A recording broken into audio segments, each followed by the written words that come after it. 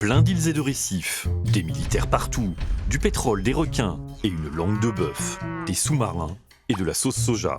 Bienvenue aux îles Spratly, en Chine. Taïwan. Aux Philippines. Mais non, à Au Brunei. Vietnam. Malaisie. Quoi?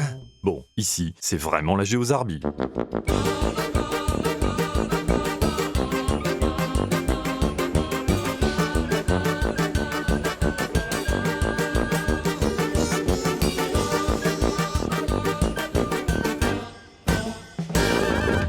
Jeu de go sur l'eau. 10 avril 1983, au large de la Malaisie, un voilier, le Siddhartha, vogue vers l'île d'Amboina Cay. À bord du bateau, 6 personnes, dont 4 radioamateurs allemands. Ces derniers ont prévu d'installer là-bas une station radio temporaire.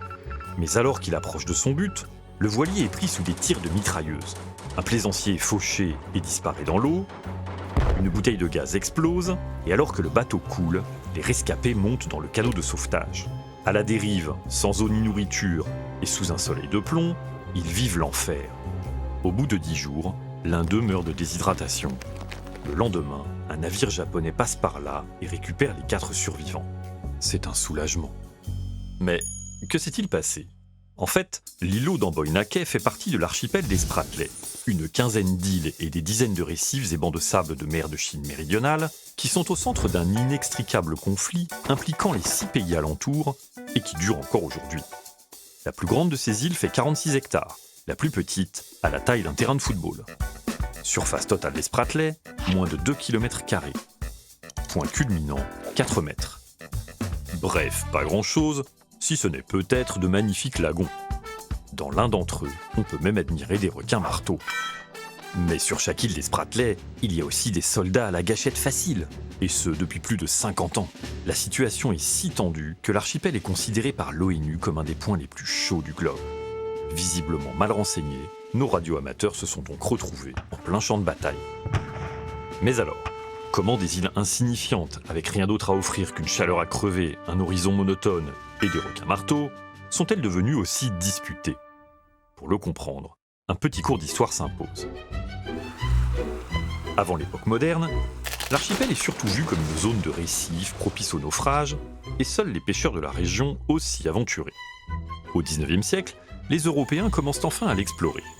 Et en 1843, le capitaine britannique Richard Spratley donne son nom à une des îles, qui deviendra plus tard celui de l'archipel. En 1877, les Britanniques revendiquent ces îles. Mais c'est en fait la France qui a colonisé l'Indochine voisine qui les annexe officiellement en 1933. Pas pour très longtemps, en 1939, ils sont chassés par les Japonais. Ces derniers, vaincus lors de la Seconde Guerre mondiale, renoncent à leurs prétentions en 1952. Et en 1954, la France est cette fois chassée d'Indochine. Les Spratly se retrouvent alors abandonnés. Tout bascule lorsqu'on prend conscience que le sous-sol marin de l'archipel recèle peut-être de colossales réserves d'hydrocarbures. La zone est aussi réputée riche en poissons. À partir des années 60, Philippins, Taïwanais, Malaisiens et Sud-Vietnamiens occupent les îles qu'ils peuvent. Et déjà, il y a quelques coups tordus. Un jour de 1975, les soldats philippins de l'îlot de Southwest Cay quittent momentanément leur position pour aller sur l'île voisine de Northeast Cay fêter l'anniversaire de leur commandant. Les Sud-Vietnamiens, alliés des Philippins à l'époque, auraient même, paraît-il, envoyé quelques prostituées en cadeau. Mais c'était pour mieux endormir la vigilance des fêtards et envahir discrètement Southwest Cay. Ne jamais faire confiance à un allié. Mais les Sud-Vietnamiens seront punis à leur tour. La même année, ils sont chassés de toutes leurs positions par les Nord-Vietnamiens, vainqueurs de la guerre.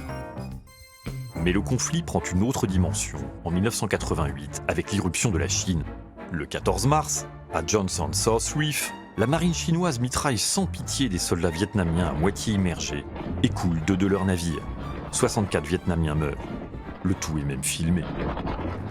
À la suite de cette campagne sanglante, la Chine prend le contrôle de 6 récifs. Elle en piquera même un 7e aux Philippins en 1994. Et très vite, les Chinois y installent de petites forteresses. Aux Spratly, on croise donc beaucoup de requins. Et à la place des marteaux, ils ont des armes. Mais au fait, comment chaque pays justifie-t-il ses revendications ? Il y a d'abord le droit maritime qui dit qu'un pays peut se réserver 200 000 nautiques à partir de ses côtes pour son économie.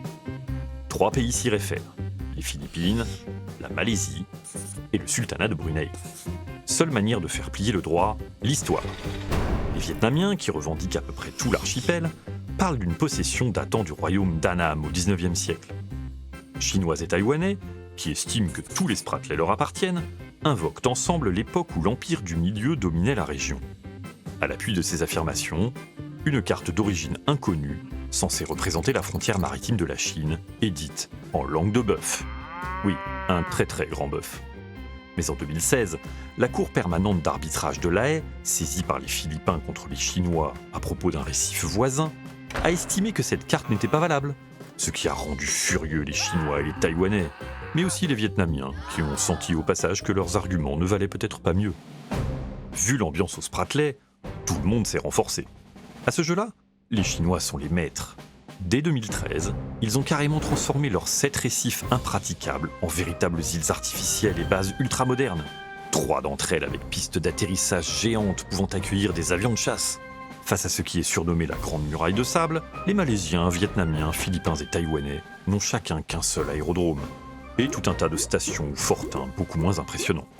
Celle-ci d'ailleurs, c'est Amboina Cay, celle de nos radioamateurs allemands, tenus par les Vietnamiens. On fait aussi parfois avec les moyens du bord. Ici par exemple, les Philippins ont volontairement échoué un ancien navire militaire en 1999. À l'intérieur de cette épave aujourd'hui rouillée, une petite douzaine de soldats montent la garde face à des gardes-côtes chinois qui font régulièrement le blocus. Car au Spratlais désormais, c'est un peu la Chine contre tous les autres. Et la tactique chinoise dans la région est celle de la patience.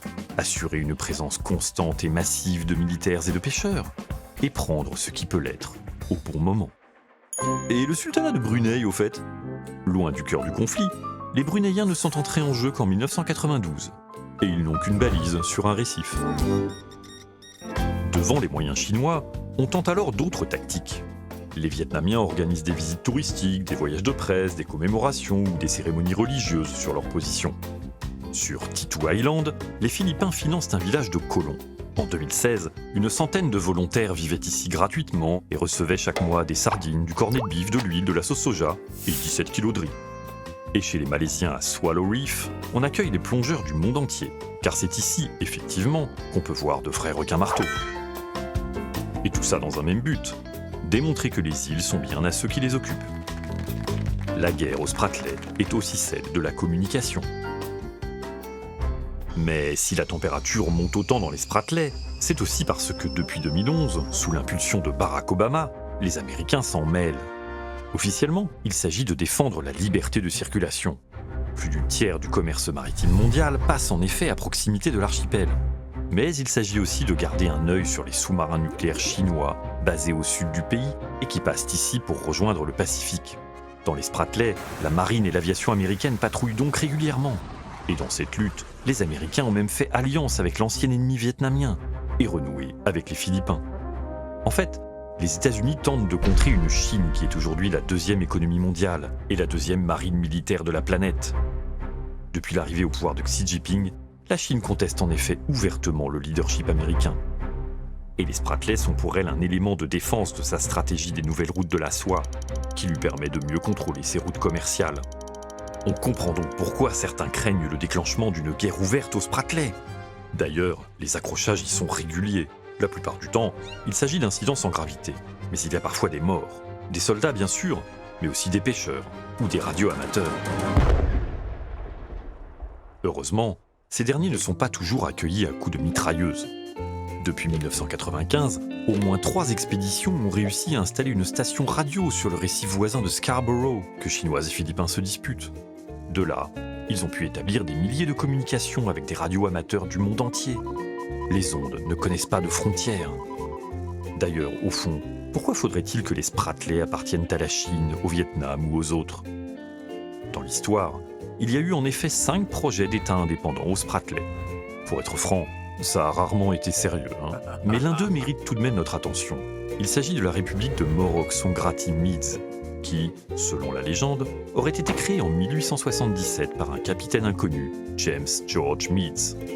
L'idéal de cette micronation était le suivant, permettre une existence paisible, loin des hostilités du monde. Eh ben, on n'y est pas encore.